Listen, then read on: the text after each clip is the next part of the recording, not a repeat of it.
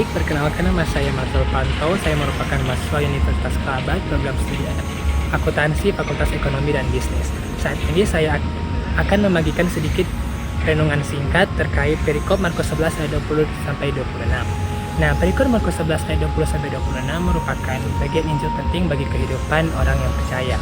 Nah, kisah ini berawal ketika Tuhan Yesus dan murid-muridnya melewati pohon yang sudah dikutuk dan melihat bahwa pohon tersebut sudah kering hingga ke akar-akarnya.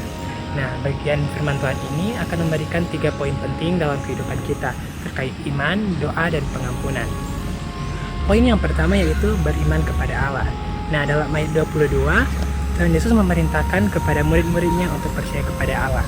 Nah, perintah ini bukan semata-mata hanya untuk murid-murid Tuhan Yesus, tetapi untuk kita semua.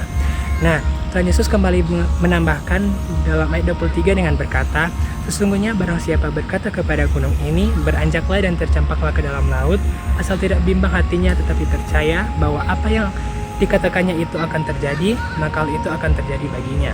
Nah, gunung yang dimaksud dalam ayat ini bukan hanya benda fisik yang besar, tetapi dapat juga diartikan sebagai masalah yang kita hadapi dalam kehidupan kita. Nah, Tuhan ingin memberitahukan kepada kita bahwa jika kita memiliki iman yang kokoh serta memiliki hati yang mau percaya kepada Tuhan, maka tidak ada yang mustahil bagi orang yang percaya. Nah, poin yang kedua yaitu berdoa dengan sepenuh hati. Dalam ayat 24, kita kembali diingatkan kekuatan doa orang yang percaya. Ayat yang berbunyi, "Karena itu aku berkata kepadamu, apa saja yang kamu minta dan doakan, percayalah bahwa kamu telah menerimanya, maka hal itu akan diberikan kepadamu." Kekuatan doa lahir dari hati yang percaya. Banyak orang yang hanya sekedar datang untuk berdoa tetapi tidak percaya atau ragu bahwa apa yang didoakannya itu akan terkabul. Nah, di sini memang terdapat 3 jawaban dari doa, yaitu iya, tidak, atau belum tunggu. Tetapi Tuhan tahu yang terbaik untuk kita. Tuhan juga tahu waktu yang paling tepat untuk mengabulkan doa kita. Tugas kita sebagai orang yang percaya kepada Tuhan hanya menyerahkan seluruh kehidupan kita kepada Tuhan, serta memiliki iman yang kokoh kepada Tuhan dan memiliki hati yang mau percaya bahwa Tuhan tahu yang terbaik untuk kita dan waktu Tuhan adalah yang paling tepat untuk kita. Nah, poin yang ketiga atau poin yang terakhir yaitu bersedia mengampuni.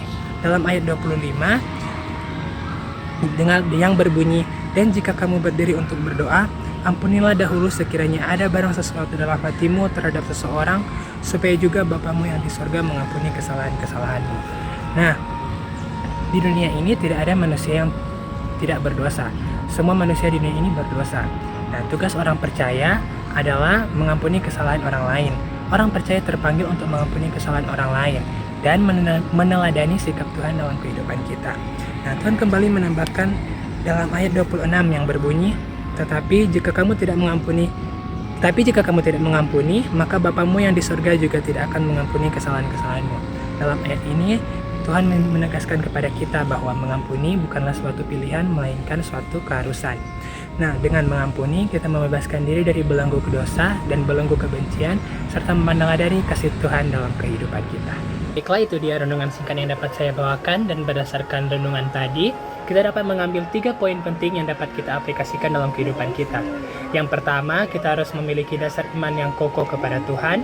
Yang kedua, kita harus berdoa dengan sepenuh hati. Dan yang ketiga, kita harus memiliki hati yang bersih dan bersedia untuk mengampuni. Kiranya firman ini dapat bermanfaat bagi kehidupan dan pertumbuhan iman saudara dan saya. Dan marilah sebagai orang yang percaya kepada Tuhan, kita untuk terus berakar, bertumbuh, serta menghasilkan buah-buah yang baik bagi sesama dan terutama bagi Tuhan. Karena seperti yang dikatakan dalam Yakobus 1 ayat 22, "Tetapi hendaklah kamu menjadi pelaku firman dan bukan hanya pendengar saja, sebab jika tidak demikian kamu menipu diri sendiri." Sekian dari saya, Tuhan Yesus memberkati kita semua. Shalom.